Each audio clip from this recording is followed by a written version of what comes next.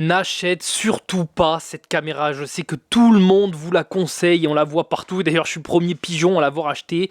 N'achetez pas cette caméra, ou alors en tout cas écoutez bien ce que je vais dire avant de l'acheter.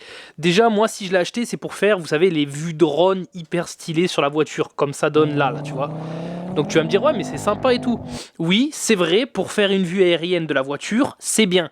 Déjà sache plusieurs choses. Si tu achètes pas des mousses comme ça ici pour le son est horrible, t'entends rien, ça fait juste comme quelqu'un qui souffle dedans.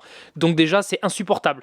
De deux, tu vois il y a des objectifs à l'avant et à l'arrière, donc ça efface la caméra, c'est bien. Sauf que des fois les collages sont mal faits et t'as quand même des traits, donc en fait t'auras pas une image bien propre. En plus de ça, si jamais il n'y a pas une luminosité hyper élevée comme dehors par exemple, eh bien tu vois rien du tout. Donc en gros, ils te disent que ça filme en 5.7K, là c'est la 3, la nouvelle elle est en 8K, c'est vrai, mais c'est du 5.7K sur 360 degrés. Donc dès que tu vas vouloir t'avancer un peu, faire un petit zoom ou autre, la qualité elle descend à 1080, même moins.